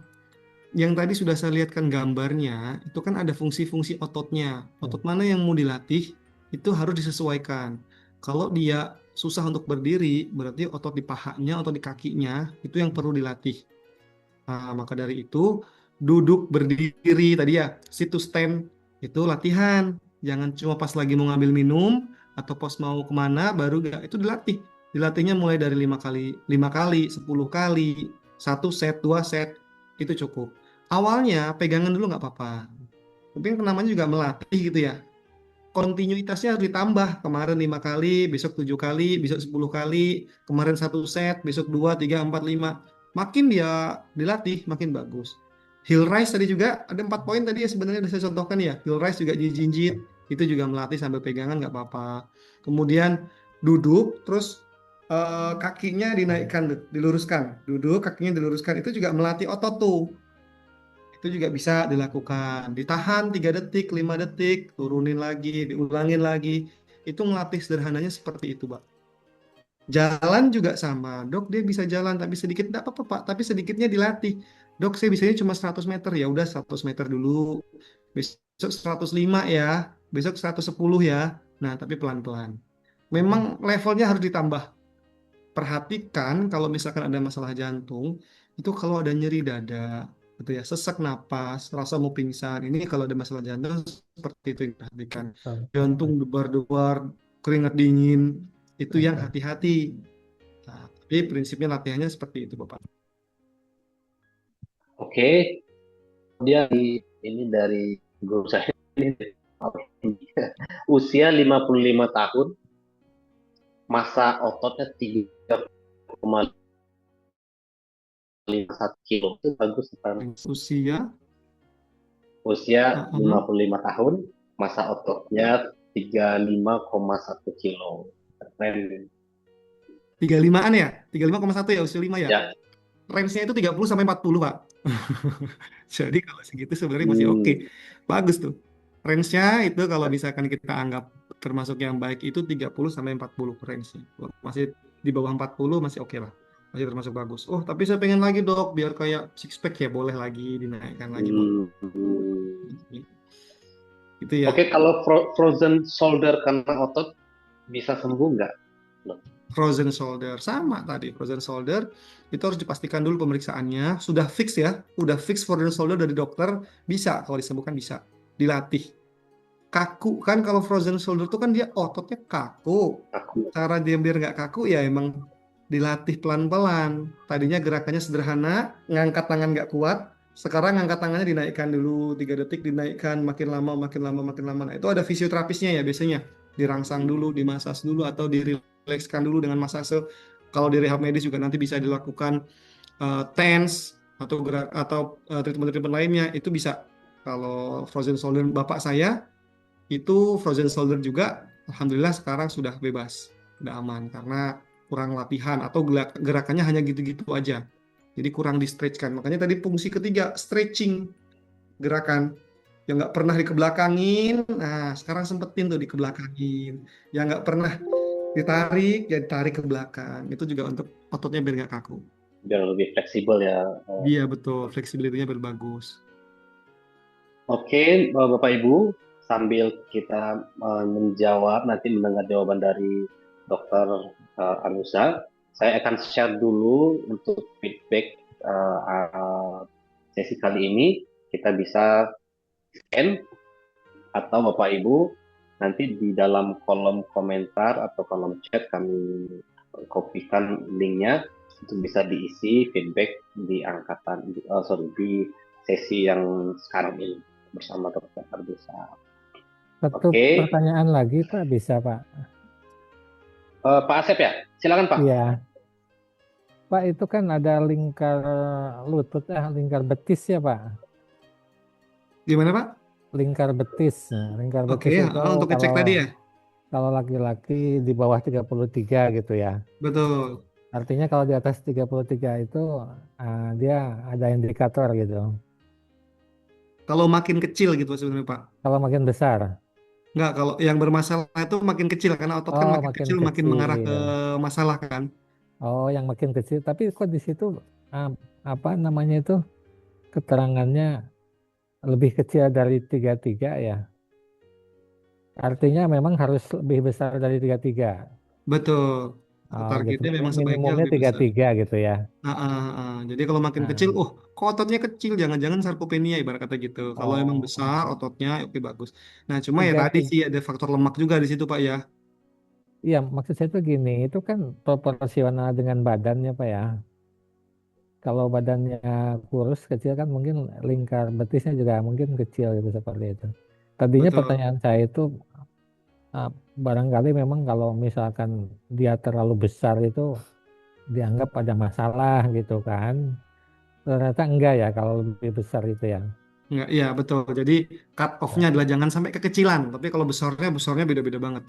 Besarnya sampai misalkan Oh. jangan 33 tadi ya 34. Oh ternyata dia 50. Ya, tidak ada spesifik ke risiko masalah sih selama dia seimbang kanan kirinya. Mm, mm, mm. Lebih ke sana. Karena kan katanya ah, ada pembengkakan itu beda dengan pembengkakan di betis gitu ya, dengan lingkar betis itu ya Pak, beda ya, Ya, beda-beda Pak, beda Pak. beda Pembengkakan ya. tentu saja biasanya kan nggak simetris tuh. Kanan kiri beda, Hmm. kalau bengkak nggak mungkin kompak ya. Oh, dan Nah, itu nanti tidak simetris ya kalau tidak pembengkakan itu simetris, betul. Dan sebelah gitu ya. kalau pembengkakan pun ada pitting edem namanya Pak, dipencet dia jadi Hmm. apa ya istilahnya? Dipencet itu jadi eh, menekan tertekan kulitnya, baliknya lama. Kayak cekung gitu Hmm. ya.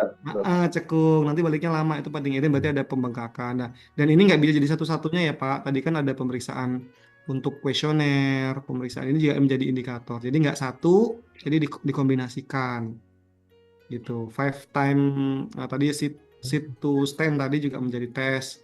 Jadi nggak cuma hanya ini hanya salah satu indikator saja, begitu ya. Oke, terjawab Pak Asep. Semoga Iya, terjawab ya Pak. terjawab.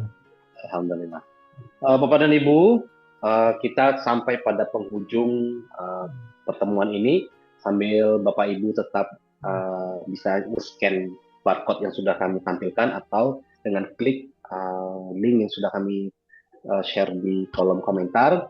Kita mungkin beberapa menit ke depan kita dengarkan closing statement dari Dr. Albusa terkait materi kali ini.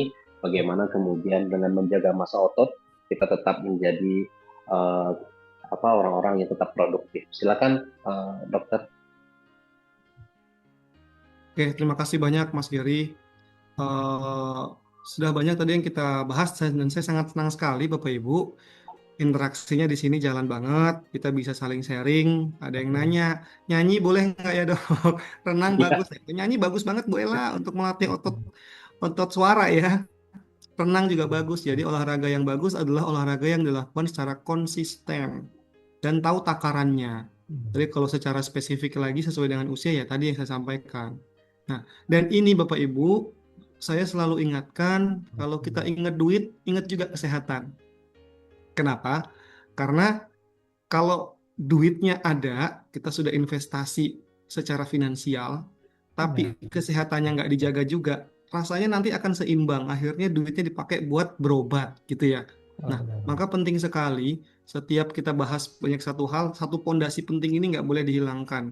Kalau kita bahas secara detailnya adalah massa otot, secara umumnya adalah kesehatannya. Jadi kesehatan itu dilatihnya dengan cara bukan hanya secara fisik, tapi secara psikis juga, bahkan secara spiritual juga, dengan cara latihan. Hanya bisa dengan cara latihan. Dan saya yakin Bapak Ibu yang di sini saya hormati, yang sebentar lagi sudah mau purna bakti, sudah mempersiapkan plan A, B, C, D, E, F, G-nya, sudah mau jalan-jalan ke sana ke sini, atau mau memulai sebuah bisnis, atau hal-hal lainnya, jangan lupa untuk nabung kesehatan. Dan masa otot itu adalah rekening pensiun biologis, istilahnya gitu. Jadi ini penting sekali biar Bapak Ibu bisa mencapai tujuan yang diinginkan. Karena kalau ibarat kata pengen punya Lamborghini, tapi lupa nggak beli rodanya, ya jadinya pajangan. Kita nggak bisa gerak kemana-mana. Dan sempatkan otot-otot yang sehat itu untuk silaturahmi. Karena jelas kalau misalkan mau umurnya panjang, mau rezekinya luas, maka bergeraklah, bersilaturahmilah.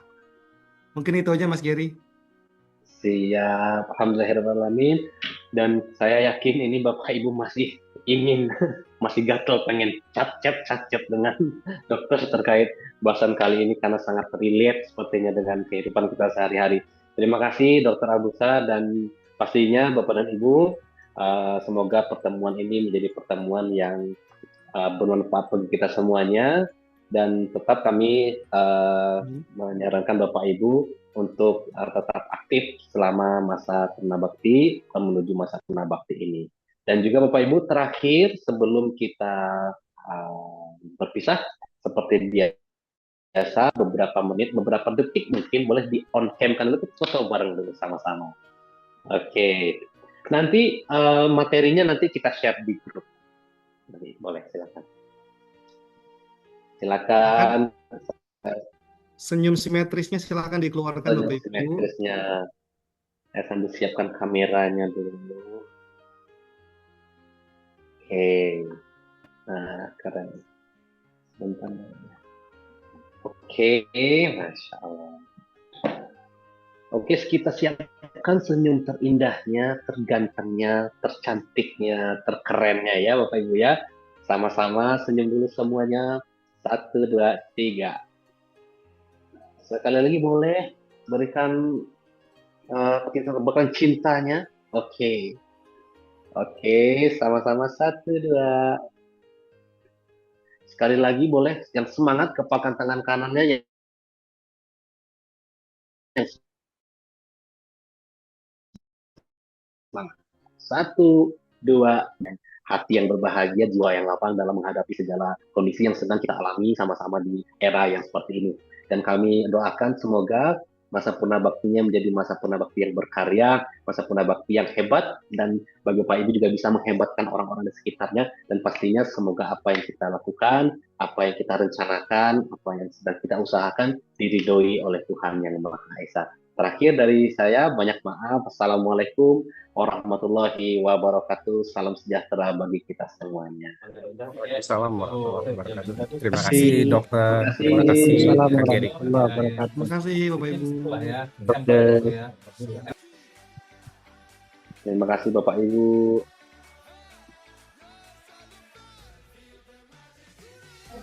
Assalamualaikum, terima kasih. Waalaikumsalam Ibu. Assalamualaikum, terima kasih Bapak izin live. Terima kasih Pak Bus, Pak. Lupa materinya. Siap, materi dikirim di grup di ini ya Pak Jum. Di grup. Terima kasih Pak. Terima kasih Pak. Terima kasih Pak Immanuel. Terima kasih Pak Gary. Masya Allah, Gurunda. Mantap, sehat-sehat selalu. Ya Pak, kami Terima siap-siap. kasih Pak, terima kasih. Ya, Assalamualaikum. Waalaikumsalam Bu Dede. Materi udah di-share ya Pak? Materi nanti di grup di-share sama Mbak Diah nanti Pak. Di WA grup ya Pak ya? Iya, di WA grup nanti Sama di-share Mbak Diah ya, oke. sama Mbak Diah. Oke.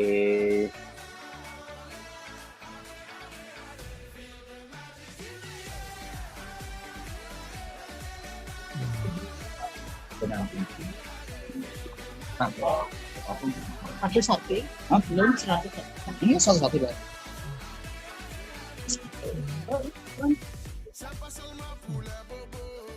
Satu-satu.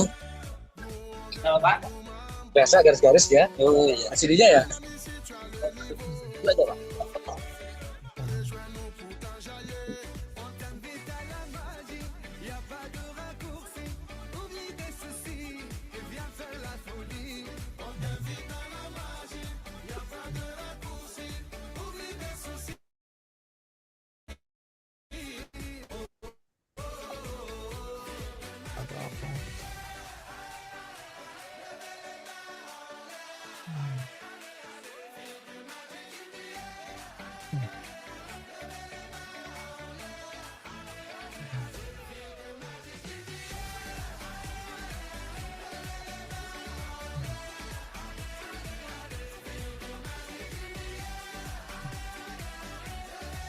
Hmm.